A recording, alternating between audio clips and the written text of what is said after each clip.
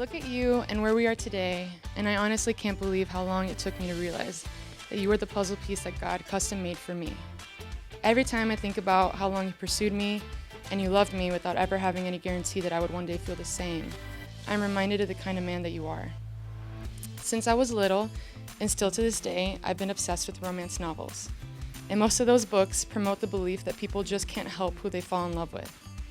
I remember the first time that I told my mom that, and she told me it wasn't true. She said that true love was a decision. And knowing me, I probably argued with her and I stated my case for why she was wrong. But over the years, I've come to realize just how right she was. I'm not standing here today just because I love you. I'm standing here today because I choose you. I choose to accept everything that I know about you and to trust what I still don't know. And I choose to live out the remainder of my life by your side. The vows that I'm making today aren't made on impulse or out of emotion. After much thought and prayer, I can promise you this: no one in this world is going to love you more fiercely than I will. I promise to respect you and to prioritize our time together. I promise to keep life fun and always spicy. I promise to rank close to God and to always seek out the mentorship of women who can help me be the best wife I can be. I promise to never stop asking you all of my craziest would you rather and what if questions. I promise to notice the things that you do for me and never take you for granted. I promise to always tell you that I love you even when we fight. I promise to challenge you and to never sugarcoat the truth. I promise to try to always be on time. I promise to fill our home with joy, silliness, and a lot of impromptu dance parties. Before I met you, I didn't give my heart to anyone. I had no idea that you would be the first and the only man that I'd ever fall in love with. Thank you for loving me, but even more importantly, thank you for choosing to spend your forever with me.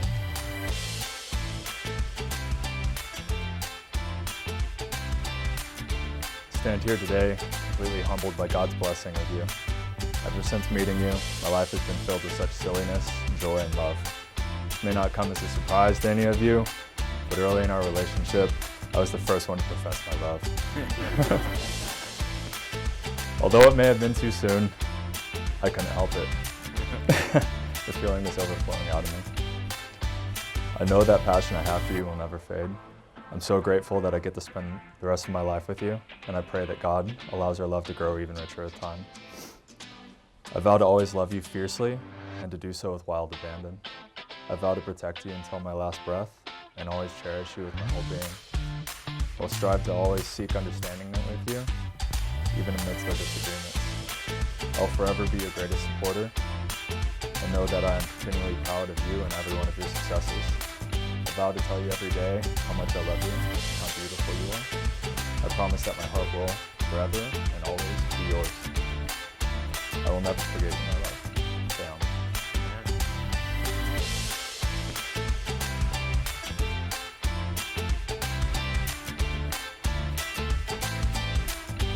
The authority vested in me by God, the state of California, I can now pronounce you man and wife. You may kiss your bride. And so, I now introduce you for the first time, Mr. and Mrs. Brett Adams.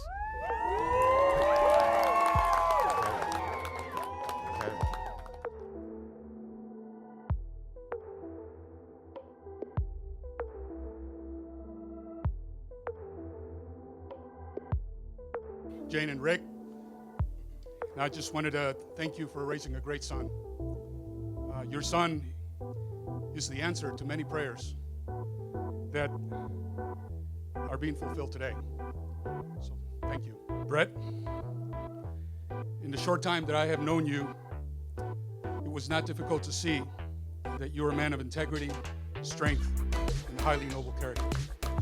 At the same time, I also see in you a kindness, patience, and a gentleness that is evident in the little details that go unnoticed by a lot, but they have not gone unnoticed by me.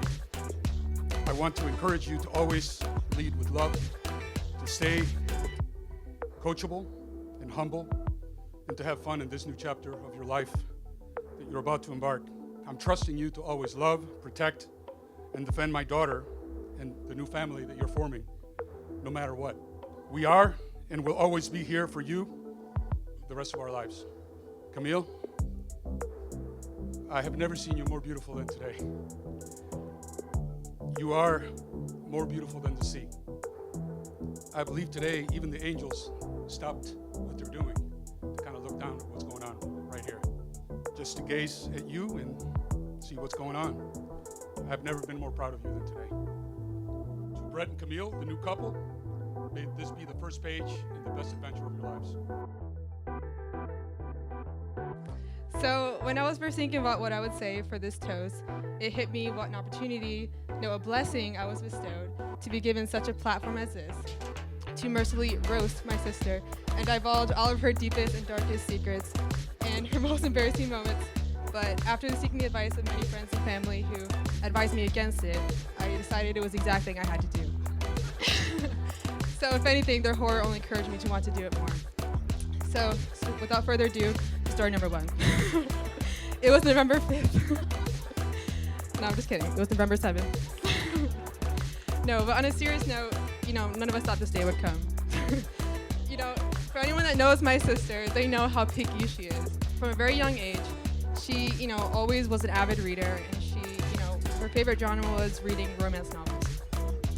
And so her books set the bar extremely high as to, what a true gentleman should be. And growing up and seeing our dad's example of how he treated our mom like a queen that she is, made the bar even higher. So for a man to make the cut would be a miracle of only God himself. Then comes along Brett.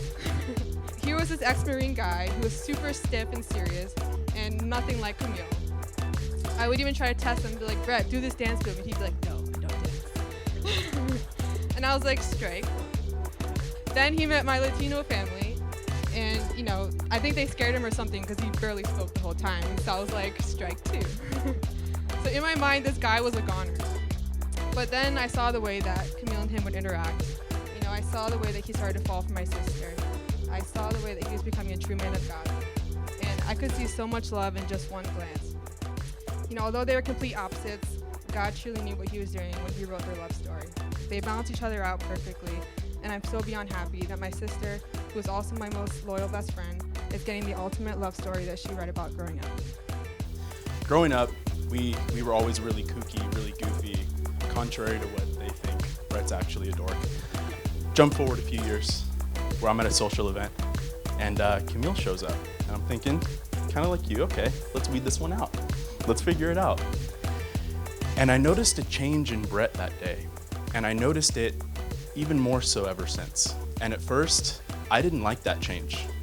I wanted to be that goofy boy with my brother forever. And it took me a little while to get used to it, but then I got to know Camille. And when I got to know Camille, I noticed that she wasn't changing Brett. Brett was becoming the man he needed to be for the woman in his life.